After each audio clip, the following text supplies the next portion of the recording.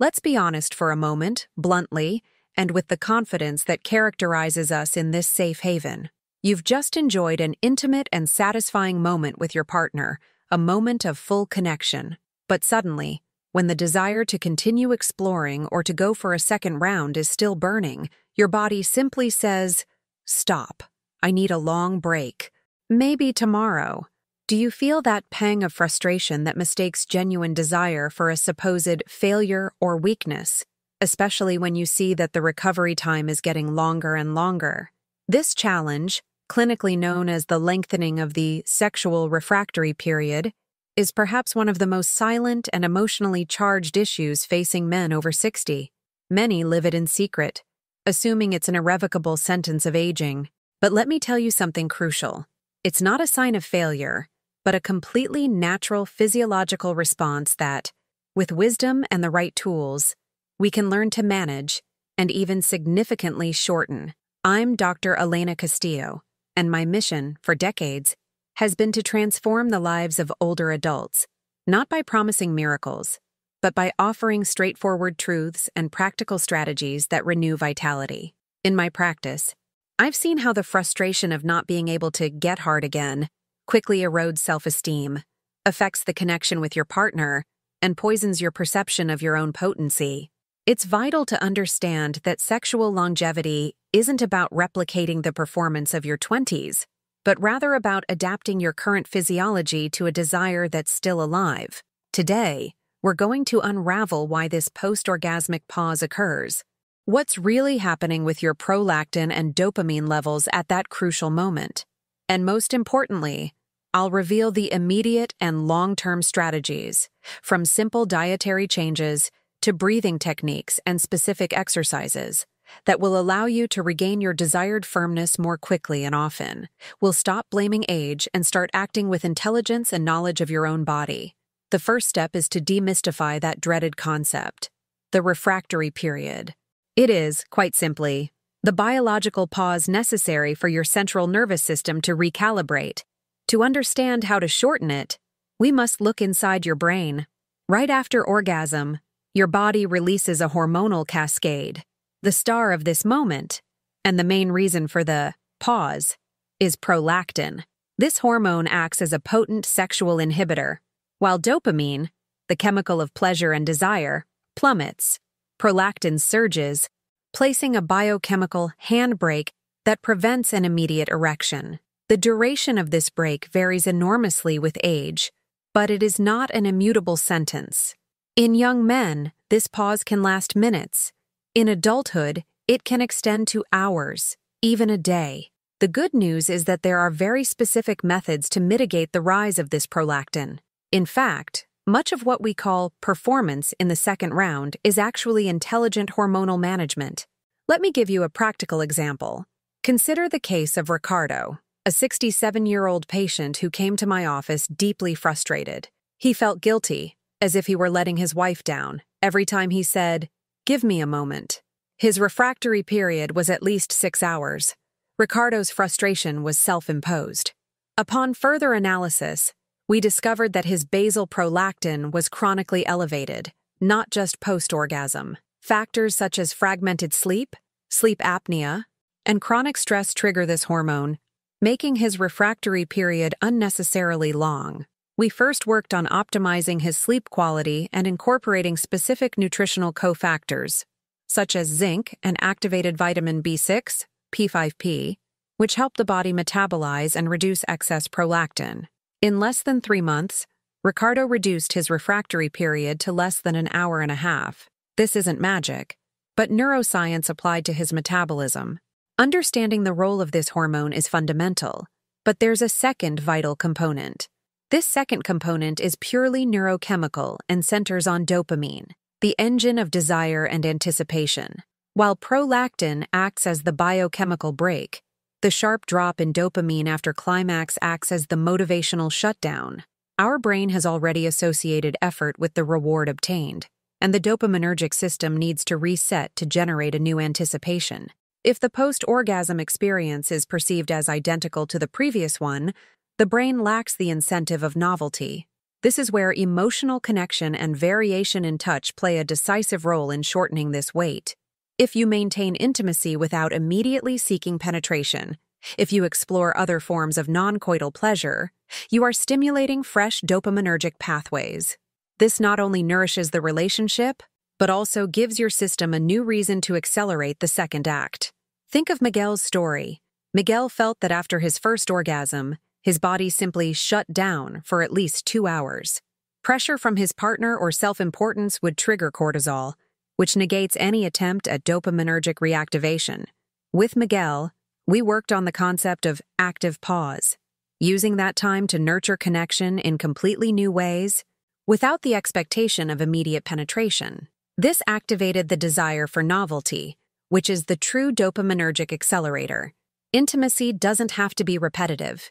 In fact, variation is a powerful cerebral aphrodisiac. By decoupling intimacy from performance, Miguel reduced his refractory period to less than 45 minutes. But beyond these neurochemical and lifestyle strategies, there's a third barrier that we often overlook, one that has a direct relationship to the quality of the previous erection. This quality is directly affected by age, which is where we observe the most notable variation. In the teens and 20s, with peak testosterone levels and maximum flexibility of blood vessels, the refractory period is naturally shorter, sometimes almost instantaneous. This is the time of maximum physiological reactivity, where vascular physiology forgives almost any oversight. However, as we move into our 30s, 40s, and 50s, vascular health becomes the primary limiting factor. Arterial elasticity decreases, and the time it takes for the corpora cavernosa to drain the previous blood and refill for a second erection lengthens. The refractory period, then, extends. But beware, this lengthening of time is not a sign of age. It's rather a reflection of the state of our vascular highway. The health of the penile arteries is a direct reflection of the health of the heart. If hypertension, smoking, or diabetes are present, damage to the endothelium, the inner lining of the vessels, accelerates this process. A damaged endothelium means that the nitric oxide signal, essential for vasodilation, is weak. Therefore, the second attempt requires much greater effort and repair time. Look, nature is wise. This increase in the refractory period isn't a failure, but rather the body giving us a very clear signal. You need to optimize your overall circulatory performance. It's not chronological age itself that dictates the wait time, but rather the quality of the vascular tissue we've maintained. In fact, a 50-year-old man with healthy, well-perfused, and flexible arteries can experience a recovery time surprisingly similar to that of a 30-year-old who smokes or is sedentary. The good news is that this highway can be repaired and kept active. And how do you repair it? It's repaired by optimizing nitric oxide production, which is the key to arterial flexibility. Think of regular aerobic exercise, which not only strengthens the heart, but is also the best natural generator of nitric oxide. 30 minutes of brisk walking or swimming daily is like essential preventative maintenance for vascular tissue.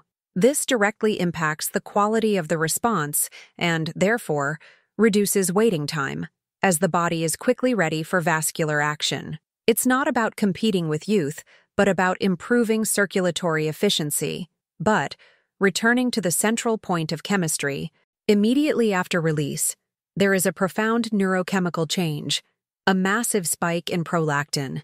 This hormone not only inhibits testosterone production in the short term, but is also the main antagonist of dopamine. Dopamine is our driving force for seeking and desire. The drop in dopamine and the increase in prolactin create the famous anti-arousal shield, the biological cooling system. It is a bodily signal for mandatory rest that temporarily distances us from sexual desire. This shield has a crucial evolutionary function, a safety mechanism for energy conservation. Think of prolactin as the handbrake and dopamine as the accelerator. The body needs this mandatory time to reestablish hormonal and energy balance. The length of the refractory period is, in fact, directly proportional to the speed with which the body metabolizes and eliminates this excess prolactin. allowing dopamine to once again take control of desire. Factors such as sleep quality and stress management greatly influence this hormonal cleansing. Now that we understand the chemistry of prolactin and dopamine, the practical question is, how can we help our body metabolize this hormonal break more quickly? One of the most powerful immediate strategies is what I call the post-peak regulation protocol. It's not just about resting, but how you rest. Immediately after climax, parasympathetic activity should be our top priority. This means that deliberate calm is a natural prolactin reducer. Stress, even a minor concern about performing well or rushing to get up, can keep this hormone elevated and prolong the wait. We need to activate the rest and digest system. This is achieved through breathing. A few minutes of deep, slow, and conscious diaphragmatic breathing is a biological tool that signals to our body that it's safe to reestablish chemical balance. The specific technique I suggest is simple. Inhale deeply for a count of 4, hold it gently for 7, and exhale slowly through your mouth for a count of 8. Repeat this cycle 10 times. This 4 to 7 to 8 pattern is a direct shortcut to reducing HPA axis activation, stress. By decreasing cortisol, we free up the body to clear prolactin more efficiently, shortening the waiting time and making it easier to regain an erection. Along with breathing, it's crucial to avoid certain behaviors that reverse this calming process. The first thing to avoid is rushing or intense mental stimulation. Avoid immediately checking your phone. Blue light and the rush of information are stressors that reactivate cortisol. Don't get up abruptly. Remain seated, enjoying the connection, or simply the stillness. This is a time of biological regeneration, not action. By giving your body's chemistry this space, the refractory period stops feeling like a biological punishment and becomes a necessary and manageable pause. Remember, efficient recovery begins with surrendering to calm, but this efficient management of refractory time doesn't just depend on what we do afterward. It's also vital to understand what kind of demands we place on our bodies before the encounter. This is where nutrition comes into play. A heavy, fatty, and difficult-to-digest meal diverts a significant amount of blood flow to the gastrointestinal tract. It's a biological decision. Basic survival, digestion, always takes priority over reproductive function. If the body is working hard to break down a feast, there simply isn't enough circulatory availability to facilitate rapid recovery or maintain a robust second erection. Visceral congestion is a direct competitor to sexual performance. Alcohol is perhaps the most significant circulatory disruptor we face. While many consume it to mitigate anxiety before an encounter, this relief is a chemical mirage. Alcohol is a potent central nervous system depressant, but its most pernicious effect is on the vasculature. By reducing vasopressin, it promotes severe dehydration.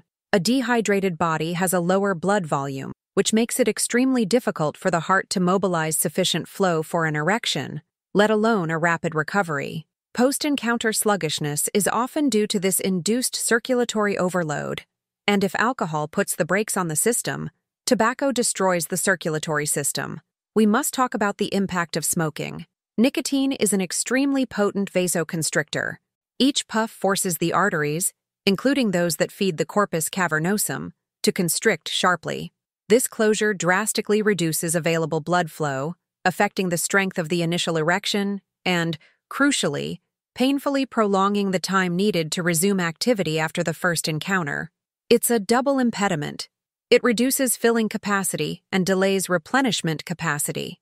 But it's not just about what we remove. What we add is also vital.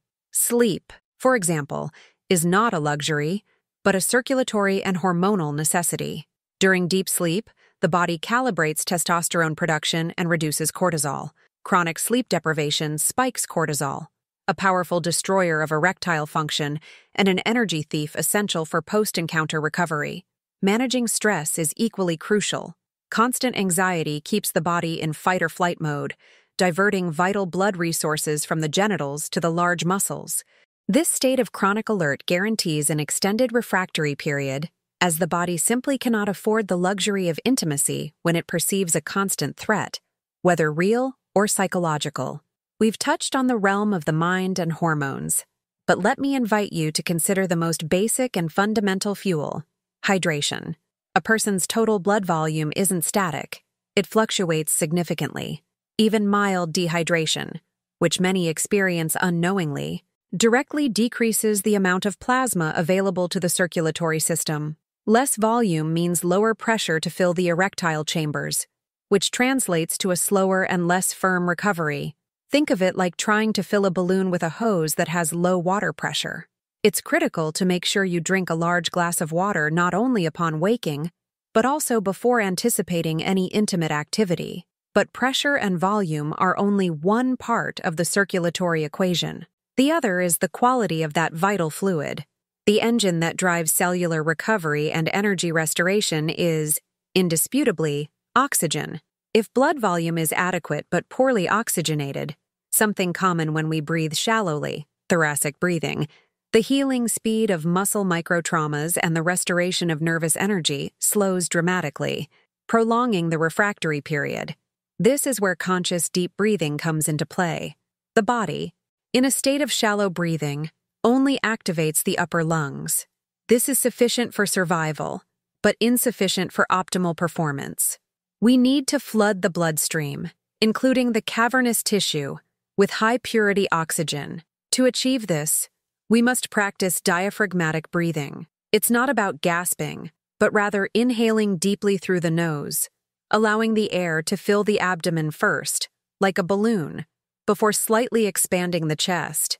As you exhale, do so slowly. This mindful practice, performed for 5 minutes or even integrated into paused moments during intimacy, forces the body to optimize oxygen absorption. This simple act floods the body with the fuel necessary for rapid cellular healing and, in the process, signals the nervous system that it can switch from fight or flight mode to rest and repair mode, minimizing the time it takes to fully reconnect with your partner. So, we've covered the 3 crucial pillars for shortening the refractory period, from the hormonal alchemy of DHEA and cortisol to the fluidity of nitric oxide and the revitalizing power of conscious diaphragmatic breathing to flood the system with pure oxygen. Remember, the goal isn't simply to recover, but to optimize your energy and connection. Science and consciousness are your best allies on this path. I'd like to know, which of these 3 pillars, hormonal, vascular, or respiratory, do you plan to implement first in your routine to notice an immediate difference? Leave your answers in the comments. If you find value in this scientific approach to intimacy and well-being, please subscribe to the channel. Activate the notification bell so you don't miss our analyses, and share this video with those who might benefit. Thank you for tuning in and for prioritizing your overall well-being. I send you a warm hug, and I'll see you in the next video. I'm Dr. Elena Castillo.